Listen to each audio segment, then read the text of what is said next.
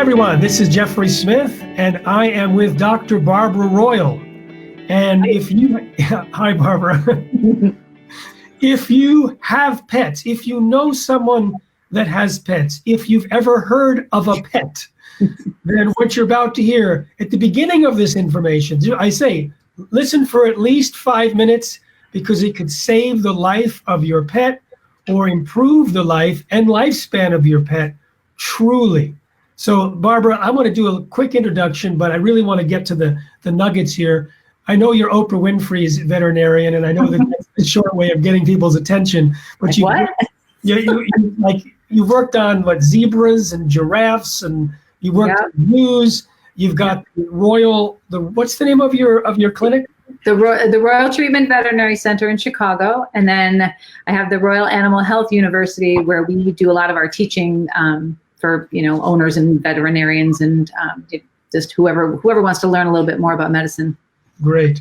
So I was there talking to you in your clinic for several hours, and so I want to condense in the next 3 minutes the main point about the food. Yeah. The food. Can you just give us the nugget, what you discovered, how you discovered it, what you do, what the results are, and then we'll get into some detailed things. But for those that are only on for 5 minutes, I want them to get the full point so they can share this and save other animals' lives and get to the right decisions. So it's 10 words or less. And I've been practicing for 20 years, and what I watch every single day is I watch animals eat themselves healthy. So, that's sort of the nugget. The most important health decision you can make for your pet is what you put in the food bowl. And that's, bar none, absolutely the most important thing you can do. And what you really need to think about is, the reason I learned all of this is because I've worked with zoo animals, with wildlife, with all kinds of different species. And the number one thing I always think about each time is, what are the causes of health? And as you're looking at an animal, you have to know, okay, what causes health in this particular species? And it isn't going to be eating every single meal of their life should not be eating some dried, weird little combination of a kibble that is completely inappropriate for the species. It doesn't make sense. And so the fact that we sort of have fallen into this because normal has shifted so far off track doesn't make any sense either. So right now, my big problem is I look at the animal population in general in this country, and we say 1 out of every 2 animals has cancer. Is that an acceptable statistic? And is that just that's just the way it is? It's we've gotten so far into some abnormal numbers that we're just accepting them. Not okay by me, and that's not what I see in my practice when animals are eating appropriate food. And that's the number one thing that we do to change things. So I want to ask you, I'm going to challenge the general notion of kibble versus not kibble to a time frame. Because as you know, my focus is on GMOs, and GMOs are sprayed with Roundup herbicide, and they're starting in early 2000s, Roundup started to be sprayed throughout the food supply. Kibble's been around for a long time. Yeah, and it used to be a better food. but what happened around the time the GMOs were introduced in 1996, and so they started going into the human food and pet food in late 96, starting but mostly in 97, and then it built. So what happened in your practice, since you were around before and after that time, what happened during that time that was different? It seems like to me, it doesn't even seem like, I think it's pretty statistically true. We were suddenly seeing way more allergies, way more problems with animals that are more metabolic disturbances that, I was taught you would see a couple of those in your career. And all of a sudden I'm seeing Addison's disease all the time, chronic stressors, things that you could, I'd studied chemistry in my undergraduate program, and I can understand where a lot of those link, how do certain chemicals affect the body's systems and their metabolic processes. And some of the things we do a lot to animals anyway, we sort of started doing, more of the pesticides, more things like that, as we're putting them topically on the animal for one. But we were doing that for, we started doing that. And then if you add in every single meal of their day, having different types of chemicals, I think what happened is we got less interested in the nutritional value of the real food we were putting in, and more interested in, the pet food industry got interested in just putting everything in there. It doesn't matter. It's not organic. It's not real food. It's got all kinds of chemicals in it. It's okay. It's pet food. We don't care. But the fact is we do care. A short lifespan and very, very, active metabolic systems will show the problems right away. And they did to me. Cancers started to increase, allergies started to increase, immune system problems started to increase, seizure problems, all of these things, they're not normal. They shouldn't be in the population at this high of numbers. It's crazy. And when I take them away from the animals and we put them on organic food and we say, don't do this anymore, and people pay attention, those problems go away. They go away. So this is the key. This is where, for those people who are wondering what we're going to be discussing in these, the opening in the 5 minutes, it's this key. And I want to make sure that we drive this home, because on another interview that I did for Healing from GMOs at healingfromgmos.com, I asked you, what happens now when a patient is presented to you by a client, and you first thing you do is put them on a new diet with nothing else, no other changes, just change the diet. And you gave me a percentage, and I'm not going to tell you what that percentage is this time, because you may have changed it. What percentage of animals show improvement by the time they come back for their second appointment, or the time you hear about them again? Yeah, I was just talking about this because I'm going through a lot of, we do our early season reviews with my staff. And one of the things we always just sort of drift into is how great it is in our practice, because people they'll say to me, oh, Dr. Royal, you're going to love this case. There's like these 10 different problems and there have been diagnoses, and it's a hopeless case. And they know what's going to happen. We're going to change the food. And for us, I think we're looking at such a high percentage of animals that benefit. It's getting to be 80% or something ridiculous like that. And, I look at it and I say, okay, well, that's outrageous, because you don't get that kind of a great result when you're doing even just a medicine, like aspirin. It doesn't always take care of your headache. Okay. But I look at food and I just say, no matter what we do, if I make the food excellent, they'll get better. They may not heal everything. They may not, a perfect diet doesn't solve every problem, but a bad diet will always make problems. And that's our problem. This number, 80%, I'm gonna let's parse that, because to me, when you say, because you've told me when I was there, you said at this point, you don't start with the medicines, you start with the food. And then by the time the food kicks in, you'll know what medicines are needed. Otherwise, it's like the ancient Ayurvedic statement, with the wrong food, the medicines won't work. With the right food, the medicines aren't needed.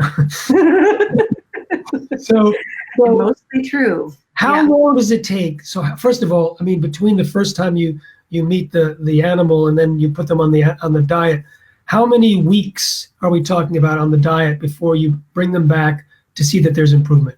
That's the fascinating thing to me too.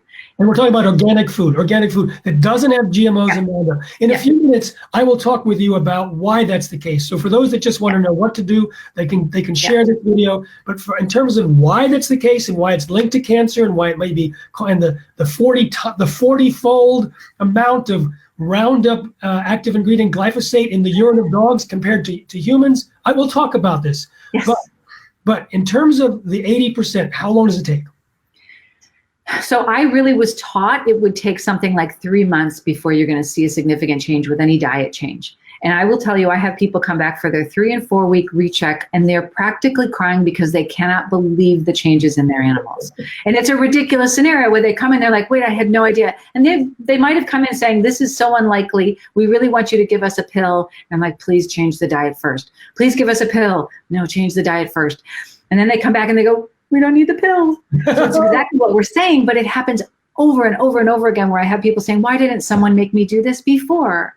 And it's difficult because I have to choose foods for people of all different, areas, or financial ability or time ability. So I have to choose companies right now that they can buy from that I know source well, that they're not putting in things that are necessarily industrial raised, or maybe they're not even certified organic, but I know the company, I know where they're sourcing from, and it's not going to be certified, but it's going to be still better.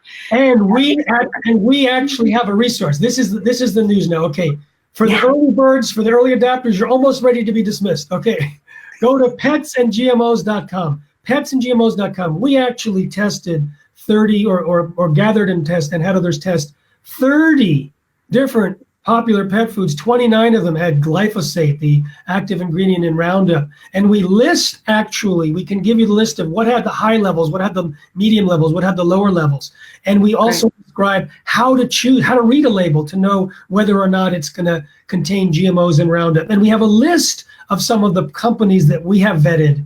And there's more to be added to that list. But so if you're wondering what to do, so now we have 80%. So that's the thing. The bottom line is change the diet and see what happens. It can happen quickly.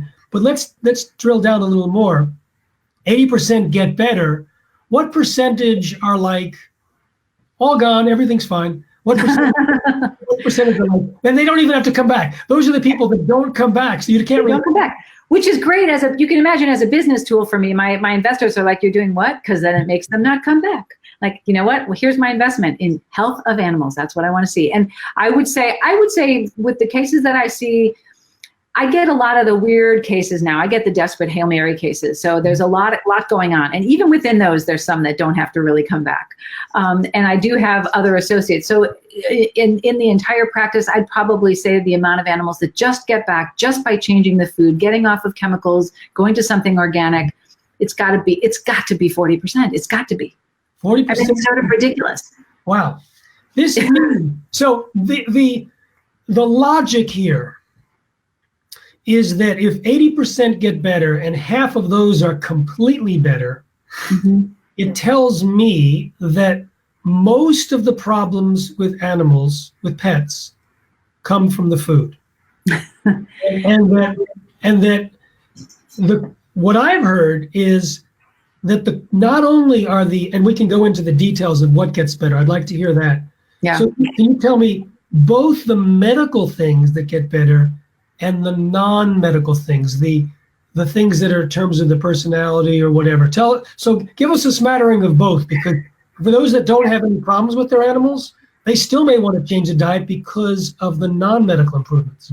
Yeah, there's an awful lot of things that we see. Actually, the receptionist up front, it starts with that, where people say that my receptionist can tell what an animal's eating just by feeling their hair coat. They'll be like, oh, the soft, velvety softness of a really fresh food-eating animal. They're not eating any chemicals. The hair coat just shows it. It's that vibrant beauty that makes you go, wow, that animal's going to live forever. So that's the first thing. It's just like, people are like, well, I'm not coming to you to have a beautiful hair coat. It's like, yeah, but you'll get it. So that's one. I definitely would say a lot of behavior problems. I mean, we have an outbreak in this country of anxious animals. I mean, how many times do we hear, oh, my dog has separation anxiety. I have to be really careful and do a special thing when I leave the house. It's like, what? Like, what? Why is that normal? And those kinds of things, I think that's just, we're not paying attention to how behavior and chemicals and all of the things in the body and whether or not all of these different types of pesticides are going to affect actual behavior in these animals. Of course it will. If we're talking about even just, the human population and ADD and things like that, I mean, you add a combination from a pet food that's got all kinds of different types of pesticides in it, glyphosate being the big one. And then you add tons of sugar to it with every single meal, which is what's going to be in these kibbles as they high heat process them. It's like, okay, I have a kid that's got, ADD, and I give them a whole bunch of sugar and I put them in a room and I say, behave. I mean, that is not going to work out. So we need to think about what's going into the food in terms of how it affects behavior. And there's other little things that people don't think about, even just how the biome is. What's going on with the biome in the skin? Is that related to allergies with the bacteria? And is it being killed by these glyphosates? So we don't even have a normal biome in the mouth anymore, so we get dental disease. We don't have a normal biome in the skin, so we've got allergies. Are we killing and ruining our bacterial ability to keep our bodies healthy? I mean, that's what's happening in these animals. I see it for sure, because we're doing fecal transplants, which means to give a proper and appropriate biome back to an animal. And it's not because they somehow got completely wiped clean by a bottle brush through there. It's like, what happened? Their biome got completely messed up. And is it probably from pesticides and herbicides and things that kill, life? Well, yeah. Why wouldn't it be that? And let's talk about just that. It turns out that the Roundup that's sprayed on Roundup Ready crops, the GMOs, and also on the cereals in this country, the grains, the legumes, the potatoes, potato fields, it's sprayed throughout in a lot of different non-GMO crops as well as GMO crops. A lot of those end up in pet food, and the dogs tested at the Health Research Institute in Iowa, they found that dogs' urine had 40 times the amount of glyphosate compared to human urine. And can I just comment on that one moment? They're eating the same thing every day. So if the same thing every day has that in it every day, and it's a potato that's soaked in glyphosate, which a lot of them have in there, that's what they're getting. I mean, at least in humans, we're going to be doing a little, I mean, I eat at a restaurant now and again, whatever. They're eating the same thing every day. We have to think about what that is. Right. Sorry, go ahead. No, it's good. So glyphosate, it turns out, is an antibiotic. It is designed, one of its properties, and there's amazing, you're about to hear, you know this, but I'm about to share. It's like the properties I'm about to share in terms of Roundup and glyphosate attack the fundamental building blocks of health. Yeah. Like if you could design something to cause ill health, it would mess up the microbiome by being an antibiotic. But it's even worse than that, because it doesn't kill evenly. It kills the beneficial bacteria, both in humans and in animals, which cause this dysbiosis or imbalance, which can lead to all sorts of diseases. It binds with minerals, shutting down key metabolic pathways. It can create leaky gut. It damages the microbiome. It might prevent the ability for the body to create serotonin, melatonin, dopamine. It can mess up the hormones. It can cause birth defects, and I'm just getting started. I know, and the immune system. The immune system. I mean, my God. And so you look at these fundamental things, and what are we doing? We're pouring it, and it's a carcinogen. The World Health Organization's International Agency for Research on Cancer determined that glyphosate is a probable human carcinogen, but a definite carcinogen for animals. Yeah. And so we're done. And dogs have a higher cancer rate than any other mammal on the planet by far. Yeah. And it's recent, around the same time that Roundup was added to the food supply. Yeah. And if I were designing an experiment to make cancer, I would do exactly what's happened. I mean, again, that's that thing. You're saying it's not just, and it isn't just, the sad part for them is it's so concentrated. We have a shorter lifespan for them, but then we have the Roundup. We're also feeding them tons of sugar, which everyone knows that's what cancer loves to eat, is going to be sugar. The first thing they tell you to cut down if you have cancer is sugar. Well, 50% of most of these foods that have all of that in them are actually carbohydrate, which is in the body. As soon as you take it into the body, it becomes sugar. It's a disaster. And we're expecting their immune systems to kick in and fight anything. I mean, it's great for the pharmaceutical companies, I suppose. Well, let's speak about pharmaceuticals for a second, because right now we've talked about 40% of the animals getting better completely, 40% of the animals getting better somewhat between completely and mild, and 20% not getting better. Mm-hmm. So one of the things that you do, you have a book, you train other veterinarians, but you also created some supplements. I did. You worked with Now Foods. I have some friends at Now Foods. They've been working on the non-GMO and funding non-GMO groups since before I was involved. I've been doing this for 23 years. I came into it and I saw the Now logo on my board member's sign. I went, "Oh my God, who is this company?" So good on you for picking up Now. It was definitely on purpose. That's for sure. So their company. So we are doing a contest, giving away some supplements for pet owners for the dogs and cats. And, this is it's kind of a new area for me as of last summer, where for 22 years, people would say to me, what do I do besides switching my diet for my personal, for humans? And I'd say, I don't know, it's above my pay grade. But then I started hearing from you and from doctors for adults and scientists and whatnot for humans and whatnot. And I started realizing that there are actual protocols that we can use to heal the body, detox, repair, and rebuild the body from the ravage of GMOs and Roundup. So, you may have general tonics for animals, but which ones specifically help rebuild the ravaging impacts of the GMO, the Bt toxin produced by the corn, and we can go into that, and the Roundup on more than 80% of GMOs. Yeah, part of our problem is we're just trying to give the body a couple of extra things so that it doesn't feel the weight of everything so heavily. So for me, I came up with a gastrointestinal support because I think that's where obviously that's where it starts. When your biome is messed up, you can't absorb anything. You really there's no way you can get there. So I basically just put into that gastrointestinal support one through now. Sort of these 8. We had the most fun meetings I've ever had designing anything. Anyway, but whatever. But they're just such cool people.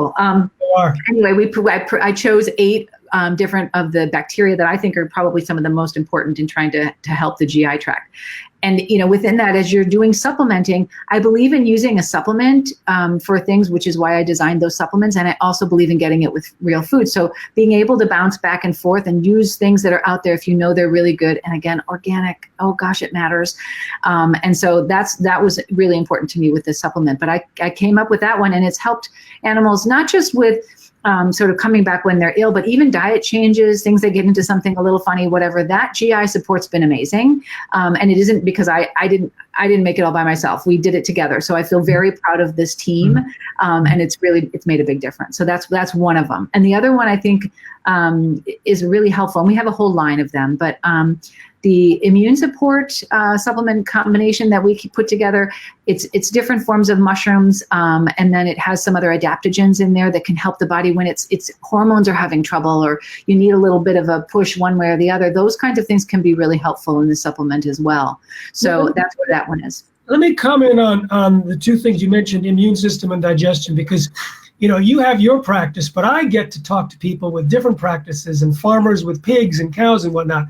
And I remember I was first told by doctors that people were getting better from a non-GMO and largely organic diet. And that there was, and they could say, anxiety and depression almost immediately, allergies and sensitivity 3 to 7 days, digestive problems up to 2 months, and then it can rebuild over up to 2 years. And they were describing these different improvements. And it's like, really? But, at the same time, the person may be either switching to organic, which is even better, or they also might be getting rid of gluten or dairy, or they might be eliminating processed foods. So then I went to a farm at the same time, and I spoke to a farmer that had put his pigs on a non-GMO diet or his cows on a non-GMO diet. So all of a sudden they were eating food that wasn't drenched in Roundup, that didn't have all those collateral damage because of the DNA changes, and their animals got better. And I remember, this guy in Denmark, he did not tell his farmhand that he switched to non-GMO soy. And the farmhand came up to him in 2 days and said, "You changed the feed." And the guy and the farmer said, my friend Ib Pedersen said, "Uh-oh, what happened?" He said, "No more diarrhea." And right? They had deadly diarrhea for 2 years on the GM soy. And so in the doctor's office, I was talking to people that got rid of Crohn's disease symptoms in 3 days, IBS in 3 weeks or 6 weeks, same kind of symptoms. They call it different things in pigs and in humans. And then I was talking to Michael Fox, who wrote the Animal Doctor column for years, 25 to 30 million readers. And he said when GMOs were introduced, he got a raft of letters from people with people talking about diarrhea and itching and whatnot. He wrote him back and saying, get rid of the GMOs. They got better. I was talking to Dr. Caroline O'Sullivan from Prescott. She's a holistic vet. And I said, okay, how do you know that it's the GMO? She goes, well, sometimes the diet. She goes, sometimes people will refuse to change their diet and you'll give them everything else. Yes. And then you finally convince them and they still have intractable diarrhea. They change the diet and it goes away and then they're convinced. And so the other thing is, in our survey of 3,256 people, they got better from 28 different conditions when they switched to non-GMO and largely organic food. The largest improvement, 85.2% of the people reported improvements in digestion. And the largest improvement in the pet owners that responded on behalf of their pets was digestion. Absolutely. So it is, I see that all the time. To me, it is a perfect way to support the animal from the ravages of GMOs and Roundup. And that's one of the problems that we see most commonly, because that's the thing that people are upset about the most. You have diarrhea from your dog in your house, you are done. I mean, that's horrifying. And if it's over and over again, and the problem is that will go to a regular veterinarian. They can even do biopsies. They can do all kinds of tests. They can absolutely 100% prove that this is IBD, they call it. And so that's one of the cases that everybody at my front desk gets really excited when they come in. They're like, oh, Barb, you're going to love this case. It's an IBD, proven IBD case. I'm like, all right, we'll get them off and we'll make this okay. We're going to do this. And if they refuse and they don't do organic, it's a harder go, always. And so when they're saying, no, I have to do this, I have to do that, I'm like, okay, we'll try this. And then they get a little PTSD about the diarrhea, and they get to a point, they're like, all right, okay, what can I do? I can't have diarrhea in my house anymore. And then we change over to a non-GMO food, and all of a sudden they're just like, wow, so does my dog still have IBD? I'm like, your dog didn't have IBD. Your dog had wrong food. Okay? Your dog had normal, right? It's a normal, good reaction to a really bad thing in your GI tract. You're like, get it out of here. I can't do that. And so I think, okay, we still have, if I'm having diarrhea, I still have some health in there for the body just to react and say it's really horrible and get it out of there. And what we need to do is feed the right food and give them the right thing. So that's part of it. And it's not just, that kind of diagnosis came up out of the fact that we didn't know what to call it or what to do with it. So I'm going to ask our social team to list the link for the contest to get they have it listed there now. The other thing was immune system, and I'm really glad that was also one of them, because what's interesting was, again, from the farm angle, we'll start, because I like to connect livestock, pets, humans. And all animals. Yeah, right. There was one farm that switched to non-GMO corn for their pigs, and the amount of injections went down 75%. The whole the use of medicines went down 75%. Oh, yeah. And Pedersen, his use of antibiotics went down about 69%. And so there's no way that doesn't just mean they're better. Yeah, and their immune system is better. They don't have to fight off infections that way. That's a huge percentage. Those are huge percentages. Amazing. All by themselves. And so if you're thinking about what you're doing, I talk to my clients all the time that way. My first time clients, I'll say, okay, my goal for you is to see you at your annual exam. Like, this is what we want to do. I don't want you to have to worry about your animals anymore. This is horrible. And it's cats and dogs.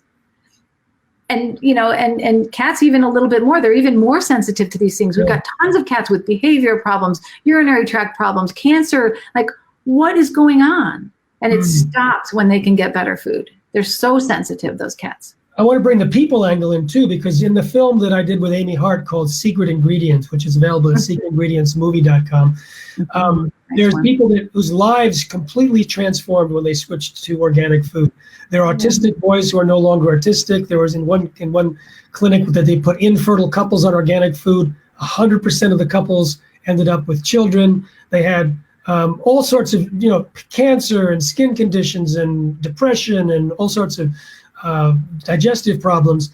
And in the family said they only go for their annual checkup now, and it used to be all the time, and now it's like once a year, and the person, the nurse or the doctor looks at the record and says, there must be something wrong here. No, right. There's something right here. So it's like the same thing. It's like, what are you suffering from as a family? This one family in Secret Ingredients, the DKRs, they had 21 chronic conditions between the 5 members of the family. And when they switched to organic food, they all went away. And it ranged from respiratory problems to paralysis to a breast tumor and all that. So do you see the range here? I mean, what is there anything that's not affected, that's consistently never affected by changing to an organic food? Probably something like, the hit by car or something like that. But trauma. I will tell you, it is actually, it's gotten to be that thing where we just sort of go through the thing. I'm talking to a new client and they say, okay, well, I came for this lameness problem. That's all I'm really interested in. My dog's basically healthy, but we've got this chronic ear infection, but that's going fine because I've got some medicines and it seems okay today and it'll be better for a month and come back again later, whatever. And there's this problem with the little allergies. And we do have periodic diarrhea. And we also have this really bad dental stuff, but we're going to go in and have an anesthetic procedure for that as soon as we can check out this heart murmur that we've got on. So, I'm like, okay, I'll deal with the lameness. No, I'm not going to just deal with the lameness. So, but the fact is, every time I do everything, a lot of that stuff goes away. Even the lameness, like you can have an animal who be so inflamed in their body because they're not absorbing properly. Their enzyme systems aren't right. They can't get rid of their own inflammation just because their hormones are all offline because they're constantly having all kinds of different chemicals and pesticides in their system. You get them off of that, the lameness goes away. And people say, well, that's not possible. And I'm like, yes, it is, because I see it. I see it every day. So this is not, it isn't a joke. I don't take it, I wouldn't do this because I have no vested interest in this. In fact, I have a disinterest. I know, financially, it's like financially, you're a lot better by having sick patients. Yes, but from the standpoint of like veterinarians, right now, the suicide rate in veterinarians is the highest than in any profession.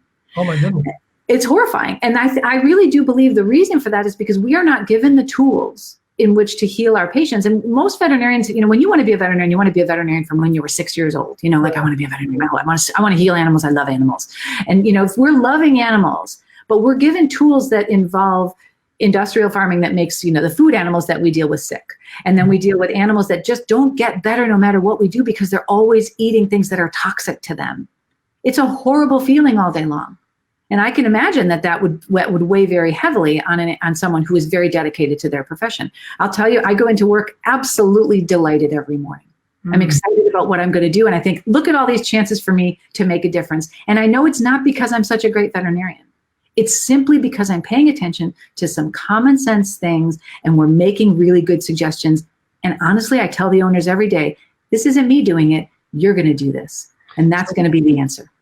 This makes me think that people can share this with the pages of the veterinarians that they know. But also at petsandgmos.com, we have a 2-minute video, which you're in, and also a longer 10-minute version, where we have I think in the 10-minute version, we have 8 different veterinarians saying basically the same thing.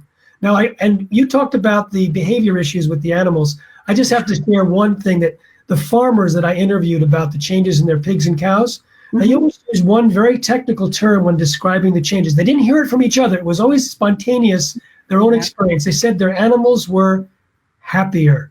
It's ridiculous. It's a term we're not allowed to use in medicine, which, by the way, why not? Because I do want that. It's a good word. And I hear that every day. I'll have people, when they've come back for their second appointment and they've changed the food, they'll be like, they'll say happier, brighter, more energetic. I'm not sure. This seems wrong. Like, that's not really what you expected, is it? They just seem brighter. And you look at the dog, it's a difference between a dog who walks in like, I'm just doing my stuff and walking along and following my owner, to, hi, what are we doing? Are we going to go out? And it's just like, you can tell the difference in the shine in the eyes and the head up posture and just the way they move. And of course we can tell. You can tell. It's a thing. It's not just like an ambivalent happiness. And, I think that's Bhutan. They measure gross national happiness. Well, we should. So I remember that for their animals. There's a story I like to tell a lot because it's similar to many other stories, but it's so succinct. This woman stood up in a lecture that I was giving at MIT and said her 6.5-year-old son was violent and out of control. They wanted to kick him out of school. She saw the film Genetic Roulette that I had created some years ago, changed his diet, and all the problems went away. And I said, how long did it take? She said, 1 week. And then she said, within a month, I had a new son. So then I asked Michelle Perro, a pediatrician, I said, what do you hear from parents when you change the kids to organic food? And she says, I don't recognize my own child. The changes are so dramatic. So you're saying that there's all these other changes. It's similar lines across the board. It's so exciting and predictable. It's so exciting. And predictable. That's the cool part, is it's changed the way I practice medicine. It makes me feel more accomplished. And I see these animals eating themselves healthy. And I'm like, wow, that's an amazing thing to be able to be a part of. And then I get to be a veterinarian. I love my veterinary colleagues. I mean, we've got stuff we can do as veterinarians too. There's things that happen that we can make better. It's just, there isn't something that won't get a little bit better by fixing the food. There are a lot of things that we still have to deal with. I have dogs that have, conditions I've got to treat. Absolutely. But that's not really, it's such a different level of discourse when you get to talk about things in terms of let's make them really feel terrific rather than just like get some quality of life, All right. So here's what I would like to do. In a moment to close, I want to get one fun story from your zoo experience. We'll call it screen candy. Okay. It doesn't have to be related to GMOs around, of just some fun story about some weird animal.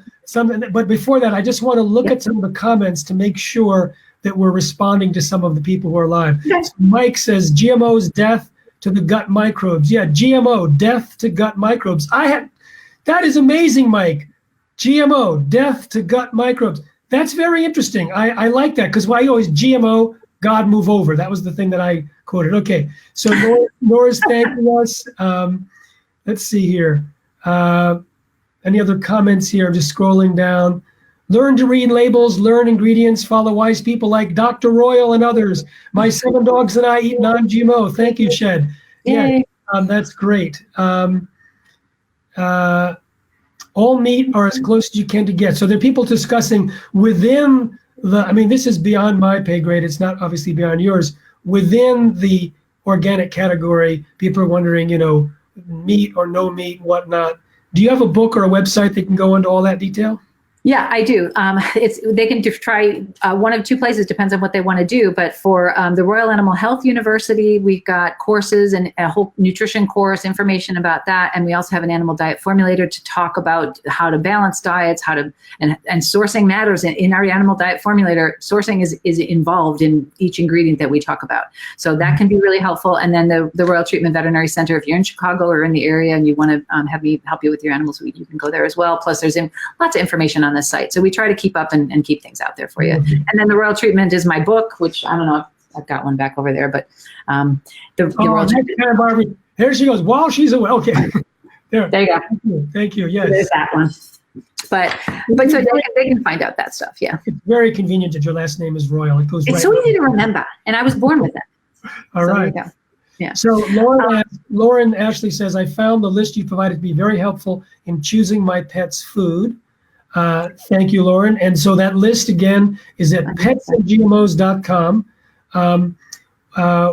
So Sky's asking, what's the diet for dogs? We talked about that. Yeah. And really, diet for dogs really does involve meat. So trying to do vegetarian, trying to do things like that too, and it's good. Sourcing matters, and there's a way to do that and keep the planet healthy. So I really know, and we know that's true. All right, and there's a question on cats as well, what they should eat. Okay. They should be eating fresh foods, and they should be eating, organic if you can do it. And there are lots of companies that are making that. Don't feed the dry kibble because it's going to have the sugars and GMOs in most of them. Someone's asking what's your take on vegetarian dogs? My dog loves veggies, and they get a lot with their meat, but she's fed raw to her dogs for 15 years. This is Melissa. Yeah, good. So, and the veggies are fine. I mean, I don't mind having them in there. They would eat the intestines and they eat all kinds of different things from the animal. They're not just eating the meat. So they would get some veggies in their food, and that helps balance out their world. They know how to do that. So absolutely adding them in is fun to have some fresh food in there, but definitely meat. They need it. They need the meat. So Moira Kopp says, working with Dr. Royal is the happiest I've been in the veterinary field for the past 12 years. Moira's the best. Okay, so Eileen, I've been making homemade organic dog food for 8 years for my dog who just passed in December. He was 17 years old, never treated for anything in his whole life except lipoma under his front paw. So 2 things, making your own food, and 2, what's the lifespan difference? So making your own food is not that difficult as long as you make sure that it really is balanced, at least over the course of a week or so. You can get good balance. You don't have to balance every single meal, but you do need to get like magnesium and fatty acids appropriate. And that's what we do at the Royal Animal Health University with our animal diet formulator program. So if you need help with a recipe, heaven's sakes, contact us. And it does need to be balanced, and remember that it's not just going to be meat. Okay, so that's just not going to work out. And then what was the other question? The lifespan. What kind of lifespan changes have you seen? Oh my gosh. It's so crazy. People come in and they say, oh, my dog's really old. She's 12. She's a shepherd. I'm like, yeah, guess what? My German shepherd lived to almost 18. And she started eating excellent organic food when she was 12. Because I didn't know any better until then. And I did it. My bad. I'll take the problem, the heat for that. Since Get on it. I know. Sorry. And by the way, the lifespan of animals has changed dramatically for the worse. AKC life, this is not just like me guessing. AKC lifespans for a golden used to be something like 17 to 18 years. And right now it's somewhere between 10 and 12 years. And that's because they all get lymphoma and other cancers. And that is not okay. So, and that's not what I see in my practice. My practice has a higher level of nice, healthy geriatric animals than I see out in the population of this country. That's what I see. In the film Secret Ingredients, there's a press conference that we have with some attorneys and plaintiffs who are suing Monsanto for the non-Hodgkin's lymphoma from the Roundup. And there's a person who lost her husband and the family dog, Duke, who traveled around while the husband was spraying Roundup, and they both got the same symptoms. So yeah. Yeah. How do you explain that? Yeah. Yeah. No, it's crazy. All right. So this is the last comment. Then we're going to get your screen candy here. All right.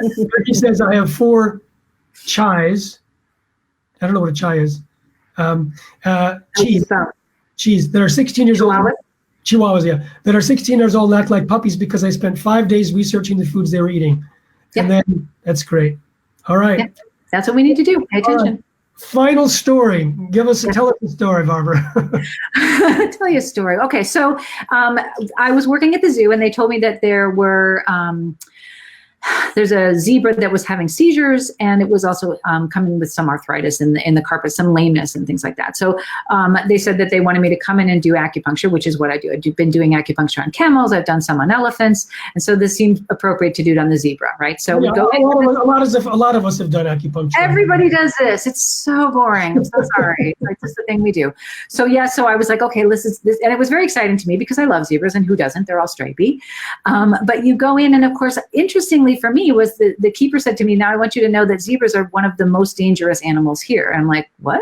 She's like, yeah, the first response of a zebra that's thinking things are not going their way is to kick the hell out of you. Sorry, should I not swear on Facebook? But they kick the heck out of you, and that's their job. And she said it can be really fast, and they're good at it. So we're going to have to be really careful. So we had to get the zebra really accustomed to me being there and to putting in acupuncture needles and allowing all of this. And one of the reasons they couldn't deal with the seizures is because they couldn't even get a blood draw to check for like phenobarbital levels if they were going to be giving any kind of seizure medication or something like that. So they wanted acupuncture. So I'm like, okay. So I started doing this acupuncture. The animal started to get a lot better, and it wasn't everything, but the seizures got less, and the arthritis seemed a bit less. And we do this in horses, so it made sense to me that it worked, but it wasn't 100%. And I was like, why is it not making a huge difference like I would see with some of my patients? And I found out that because of our training and because of the way this particular zebra was raised, this was the zebra that was like the zebra for any kind of special donor that came in and wanted an animal experience. They would get to come over and hang out with the zebra. And then one thing that they would bring would be like hamburger buns or something else. And where they would buy them would be in a place where they were relatively cheap, and they were definitely full of GMOs, definitely full of chemicals. If you read the ingredients just for the hamburger bun, which should be like, flour and butter or something, it's just this long list of chemicals, right? So I'd be like, oh man. So the zebras love hard, like rolls and things like that. They like those kind of carby things because they're carb eaters. So this zebra was getting those all the time as a thing. So we ended up taking away those treats and giving like more browse and things like that. And all of that would be pretty much natural good stuff. And suddenly you see a huge change in the way the zebra was. The seizures got a lot better. Everything else got a lot better. So, So this is a message for everyone who has a zebra. Make sure you don't hamburger buns. Really? That are not organic. I know this is going to make a big difference in hamburger bun sales in the United States because of all the zebra. I'm so glad I told that story. All right, so here's the going home instructions for everyone. Save an animal's life, extend an animal's life, make a pet owner happier, share this, and then go to petsandgmos.com and not only look at the reports, but share the 2-minute video there and post it, share it, because we want to get that going viral. We want to get that be seen by millions, because everyone, like half of Americans, are trying to avoid GMOs for themselves. They don't even think about it for their own animals. And they realize they're facing 1,000 decisions in their life in a year to try and be non-GMO. It's basically 1 or 2 decisions for an animal to be non-GMO and organic for the lifetime of the animal. And that's going to make a huge difference. Thank you so much, Barbara. You are amazing. And I'm so glad we all benefit from your experience. Yeah, no, I love what I do, and that's for sure. And for me, this is important not only just for each individual animal, but for the food animals, because we should love them too, and our planet, which I consider to be my biggest patient. So let's do better. All right. Safe eating, everyone.